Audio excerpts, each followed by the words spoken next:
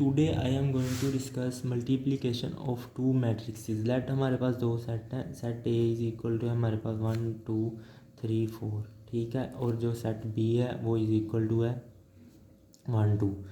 इसके मल्टीप्लिकेशन के लिए ये ज़रूरी होता है कि जो हम इसका ऑर्डर होता है ना, इसका अगर हम ऑर्डर लिख लेते हैं 2/2 है, ठीक है, इसका ऑर्डर लिख लेते हैं ये 2/1 है।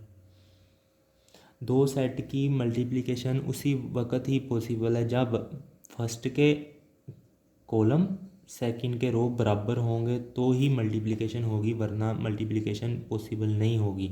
और जो आंसर होगा वो ये जो बकाया बचे हुए हैं ना, ये 2 जो हमारा आंसर आएगा उसका जो ऑर्डर होगा, और जो आंसर आएगा ना इस क्वेश्चन का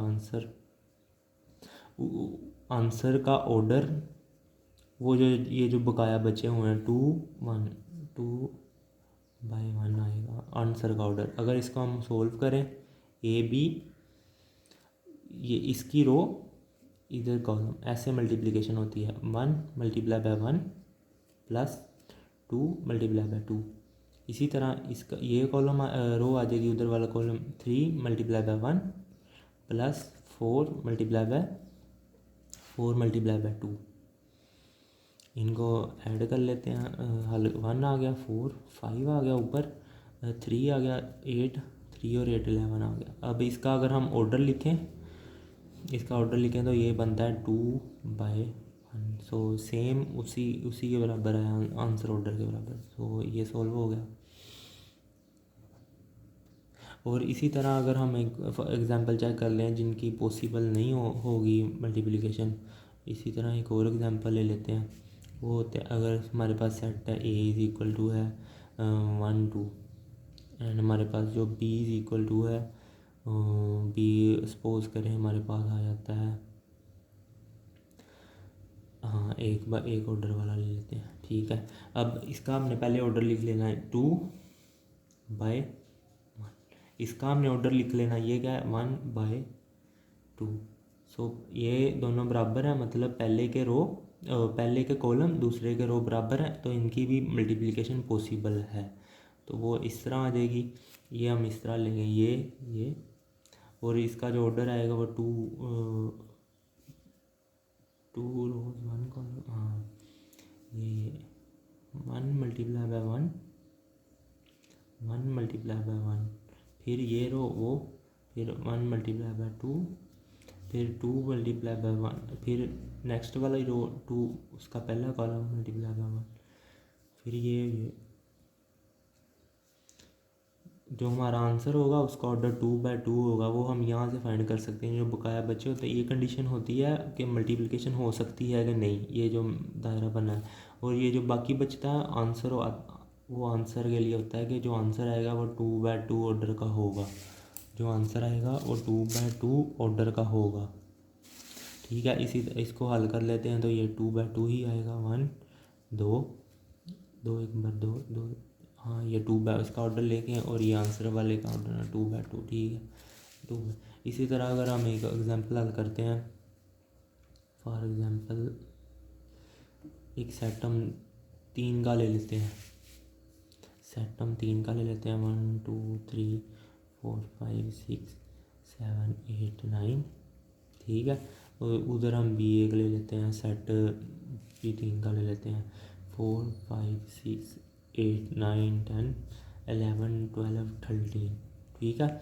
इसका हमने ए क्रॉस बी फाइंड करना है, वो भी इसी तरह ही होगा, ये इसकी रो उसका कॉलम, फिर इसी रो का उसका कॉलम, फिर इसी रो, इसका पहले ऑर्डर लिखना है आपने, ठीक है। 3/3 है, ये भी 3/3 है, और ये हाँ इधर से चेक कर लेना है, हाँ ये पॉसिबल है, ये दोनों सेम, पहले के कॉलम दूसरे के अगर रो बराबर हैं, ये सेम है तो ये पॉसिबल है। और इसका आंसर जो आएगा वो उसका ऑर्डर होगा 3/3, ठीक है।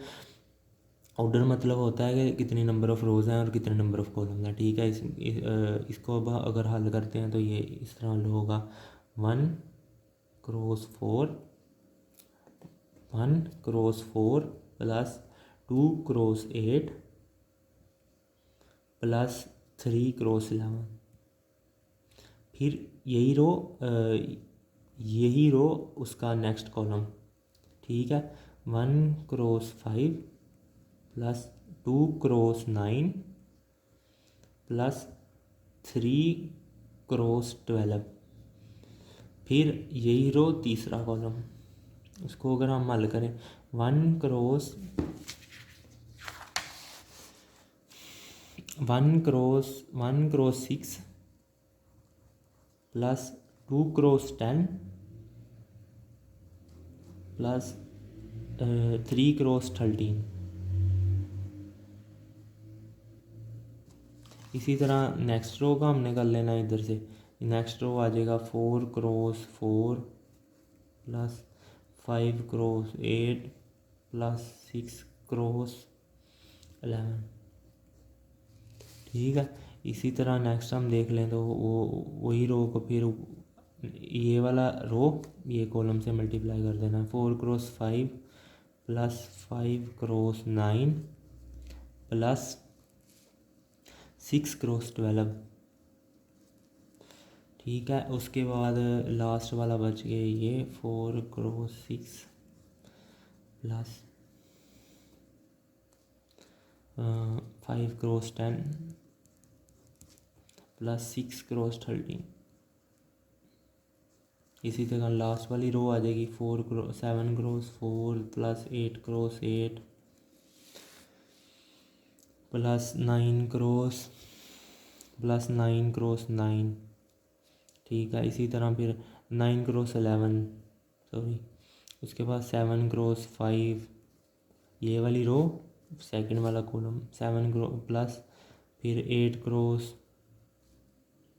8x9 आ जाएगा प्लस 9x12 आ जाएगा। इसी तरह लास्ट वाली रो बच जाती है 7x6 plus 5x10 plus 6 plus 9x13। इसको अगर हल करेंगे तो हमारे पास एक क्रॉस भी आ जाएगा। और लास्ट आगे वाला अगर हम देखें तो आगे हम देखते हैं कि वो वाले सेट्स जिनकी मल्टीप्लिकेशन पॉसिबल नहीं है। अब लेट सपोज हमारे पास एक सेट है 1 2 3 4। ठीक है। उसके बाद हमारे पास एक बी सेट है। बी हमारे पास सेट है 2 3। इसका हम ऑर्डर लिख लेंगे।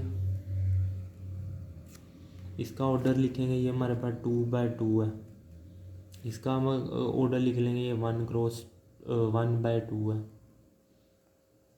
ठीक है। 1/2 मतलब तो ये हमने चेक किया जी ये इसका बराबर नहीं है, तो इनकी मल्टीप्लिकेशन नॉट पॉसिबल।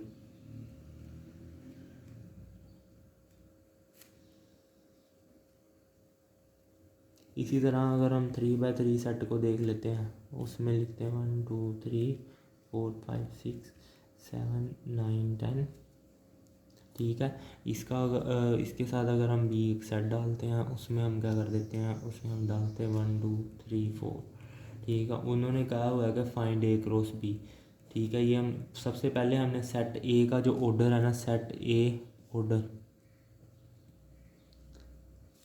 ए का वो ऑर्डर लिख लेना है हमने। वो क्या है जी 3/3 है। इसका ऑर्डर लिख लेना बी सेट का, वो है 2/2। ये हमने चेक करना जी ये बराबर नहीं है तो मल्टीप्लिकेशन नॉट पॉसिबल। ये बराबर नहीं है, इस पहले के कॉलम दूसरे के रो के बराबर नहीं है तो मल्टीप्लिकेशन नॉट, पहले के कॉलम हाँ मल्टीप्लिकेशन नॉट पॉसिबल।